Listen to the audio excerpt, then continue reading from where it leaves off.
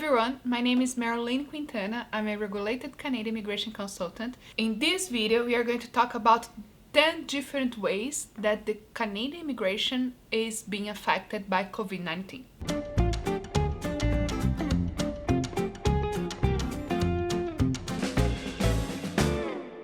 So the first thing that I want to talk about, it is about the biometrics.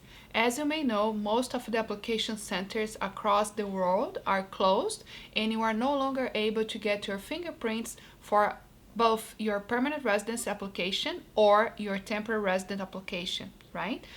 At the same time, Canadian government knows the current situation and they are providing you with additional time to perform your biometrics. So now, instead of 30 days, you have 90 days to collect your fingerprints. You must check the website of the visa application center close to your location, to your residence, to confirm the dates that they are going to be accepting new appointments for biometrics. Second point that I wanted to talk about is actually about delays, processing time delays. As you may know, the Canadian government continues to process applications, but most of the consulates are working with a reduced number of staff, which means your application can be processed in additional time. So for example, for express entry, if the regular processing time it is 6 months, you may expect additional delays on top of the 6 months. If your visa application in your country, for example, it is processed in 12 weeks, it is expected for the application process to take a little bit longer. We don't know exactly how long more will take, but you must consider delays and make arrangements accordingly. The third point that it is affecting immigration, it is the fact that you are no longer able to do English tests. As you may know, even for IELTS online, you have to go in person to an application center in order to do your English test. And because of the current situation, most of test centers are closed. Again, we are still expecting this to reopen soon. Some countries are already making available the possibility to schedule your test in the upcoming month. So it depends on the country, they are assessing the situation and they are reopening the schedule for tests. But currently, most of the test centers are closed in Canada and overseas. On a positive note, a lot of schools are now accepting the online test Duolingo that you can do on the website englishtest.duolingo.com. There are more than 70 schools already accepting Duolingo instead of IELTS or TOEFL, and this is definitely a great opportunity if you wanted to study in Canada because the Duolingo test is cheaper, you can do from your home, and I would say it's a little bit easier than the IELTS test. We talked about delays on the processing time for Canadian immigration for both permanent residence and visa, but we also have to consider that most services related to that are also delaying application. The next topic is about the travel restrictions. If you are coming as a visitor, you cannot come to Canada unless you are a family member, a direct family member, and the purpose of you coming to Canada is for family reunification, like you are outside Canada and your family member is in Canada and you guys would be better together to support each other. In that situation, you must request a specific authorization to the consulate in order to travel to Canada. Other than that, you are not allowed to enter in Canada as a visitor. However, if your visa application for a study permit or work permit, or if your permanent resident application was approved before March 18, 2020, you can still travel to Canada. It is important to know that you have to consider the flight restrictions, so you may be a little bit more expensive or a little bit more difficult to book your flight.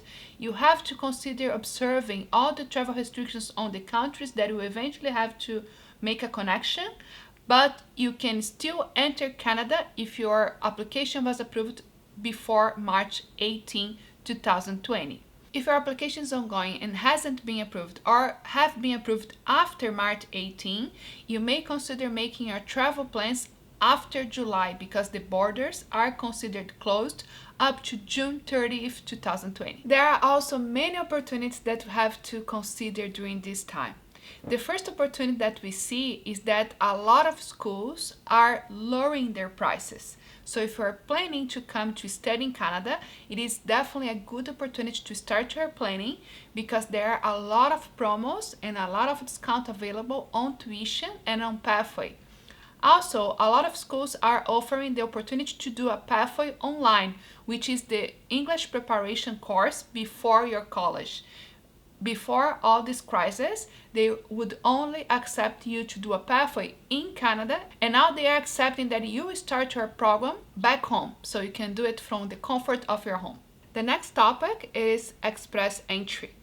So in my opinion, if you are already in the pool, we are expecting to see a decrease on the cutoff points. This because a lot of new people are not going to be entering the pool during these days, and it is because many factors. For example, those people that were expecting to have the English done or processing the education credential assessment, they won't be able to do the English right now, and they are having further delays to have the documentation ready to create the profile.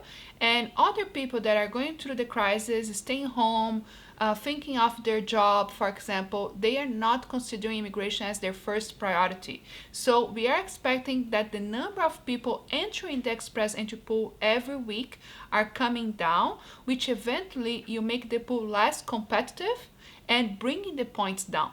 So if you are already in the pool, or if you have all the documents to create your express entry profile, this is definitely an opportunity because we are expecting the points to come down. This is in my opinion, okay? So it may or may not happen, but it's definitely an opportunity that you want to explore. The same way for provincial programs, we know that they don't want to miss their allocation numbers because every year, if they don't use the allocation numbers that they were given by the federal government, the government may take from them the number of immigrants that each province can have. And considering the current situation, the provincial programs that are points-based are also going to expect a decrease of the points. We could see already on the BC PNP draws, for example, that we already had a decrease on the points this week and the past weeks. Once express entry becomes more competitive, they will also be finding different ways and different numbers to continue to have new immigrants coming into their province. So we expect the provincial programs to also follow a more accessible approach for immigration. So we are also expecting for the provinces to have a more accessible way to attract new immigrants. So definitely an opportunity there as well. Another opportunity that I see is the LMIA owner operator and also for the entrepreneur programs. So all those people that are seeking to invest in Canada, I do believe that's going to be more accessible after the crisis because it will help Canada to recover from that situation. So I'm expecting for the process to be a little bit more flexible and Canada to be more open to accept new ideas and new business coming with interest of establishing in Canada. As a recap, there is a lot of downsides, the delays, the inability for doing tests or taking the fingerprints, but there is also a lot of opportunities, including for entrepreneurs through the LMI owner operator or entrepreneur programs, people that are already in the pool of the express entry system, people that are seeking education to Canada. For example, the Duolingo test that now is accepted in a lot of schools, the possibility to do the pathway online, the promotions that you have. So it is definitely a good time to plan.